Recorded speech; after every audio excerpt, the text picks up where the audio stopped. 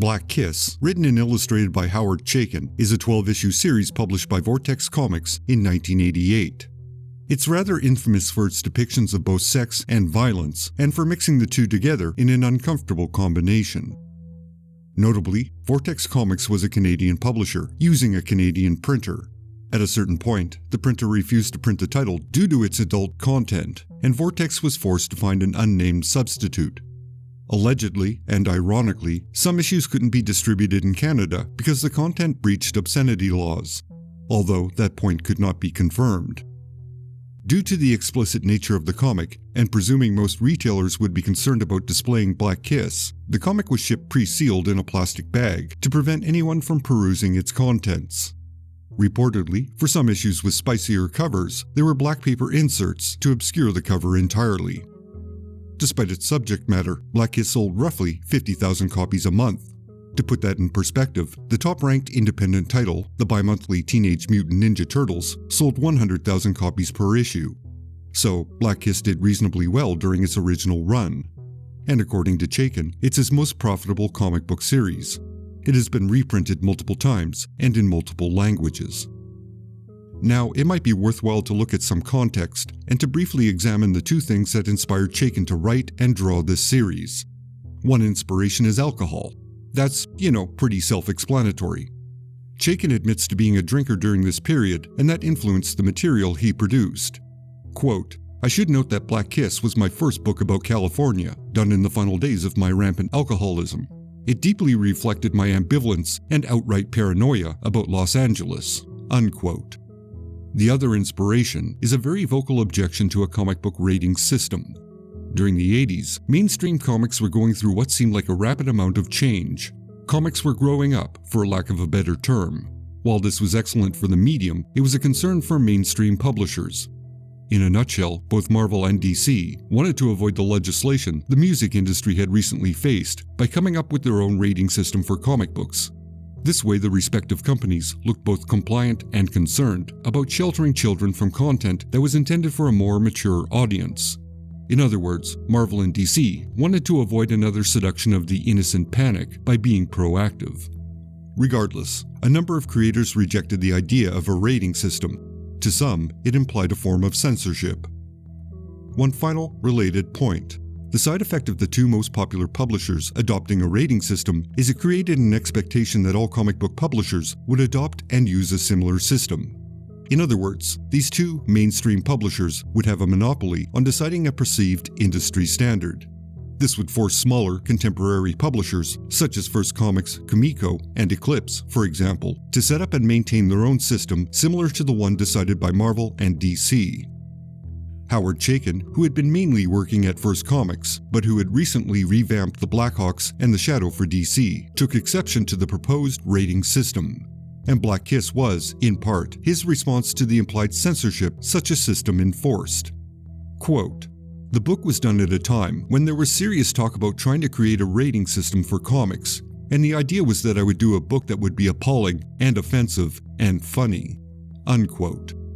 Chaykin went over the top with the content, almost to the point of self-parody, and intentionally created something that broke every rule of such a system. It would be dismissive to simply state Black Kiss is just about violence, adult language, and graphic depictions of sex. At its core, it's a very solid, hard-boiled, modern noir story that moves forward at a breakneck pace. It's definitely a throwback to the pulp fiction era of storytelling. It has a moderately unsympathetic protagonist that finds himself in a situation he's unequipped to deal with. There's sultry women who use their sex appeal to get what they want, crooked cops on the take, and bad people doing bad things just to get a payday. Not one person in this comic, not a single one, has motives that are even remotely pure. Everyone is self-serving, and they pursue their own agenda to the exclusion of all others. That being said, the overly graphic elements do sometimes undermine an otherwise solid story. However, considering the intent of the series and the context of the times, it's difficult to say these elements aren't justified, to a degree. After all, Black Kiss establishes and accomplishes what it sets out to be, which is a twisted, unrestrained story about the seedy underworld of Hollywood. Whether or not that's an interesting subject depends on one's taste in material. Additionally, it has to be acknowledged there are scenes where non-consensual activities occur. and scenes of this nature contribute to the distaste one experiences when reading the series. They are difficult to overlook or justify in any context. Black Kiss touches upon a lot of taboo areas. For example, the story is about the protagonist trying to reacquire an adult movie that features a former movie starlet. This movie was held by the Vatican in a secret vault before being stolen by an occult group, who then tried to bribe the former movie starlet using the tape as collateral. Along the way, we get various forms of sexual perversion and violence, none of which can be mentioned due to community guidelines. And famously, a trans woman who has made herself into the exact image of the former movie starlet. And if that wasn't enough, the former movie starlet is actually a vampire who has a, unique method to acquire sustenance. Black Kiss is a melange, or a snapshot if you will, of many forbidden topics of sexuality, wrapped in a pulp fiction narrative, with a vampire. However, it's not a subtle, layered story. It's brash and in your face constantly. There's no deeper meaning or metaphor about the decay of society or whatever. What you see is what you get. And what you get is, basically, a bunch of bad people doing a variety of bad things to one another, repeatedly.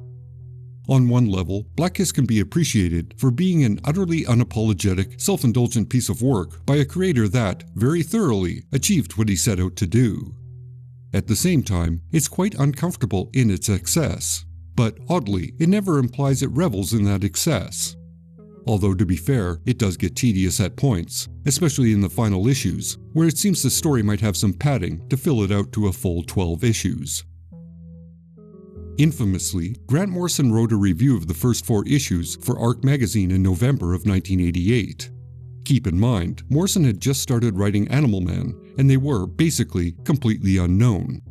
In describing the comic, they summarized it as, quote, adolescent, homophobic, mummy's boy jerk-off fantasy drivel.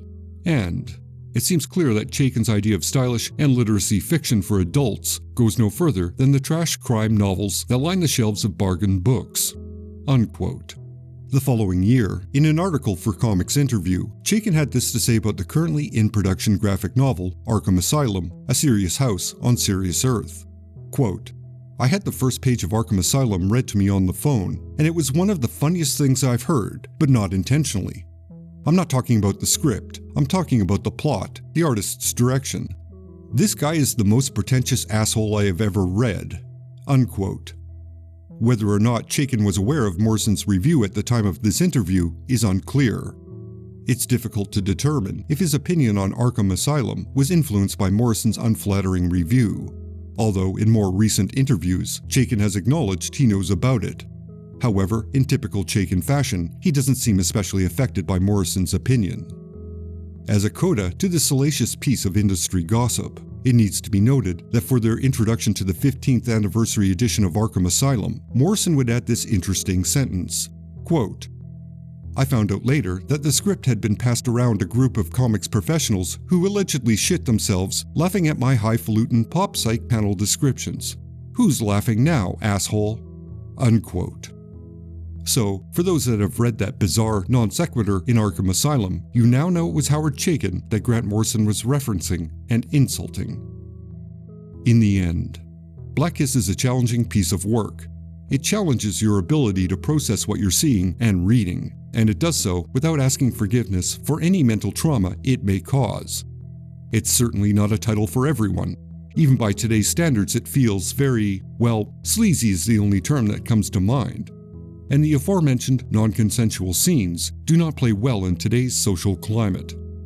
Speaking of which, in more current times, this series, its sequel, and the unrelated miniseries, The United States of Hysteria, have been the subject of a re-evaluation due to their depiction of trans women, and, more specifically, the violence they experience. That is worth acknowledging, but it's an area of discussion your humble narrator is ill-equipped to discuss in any context.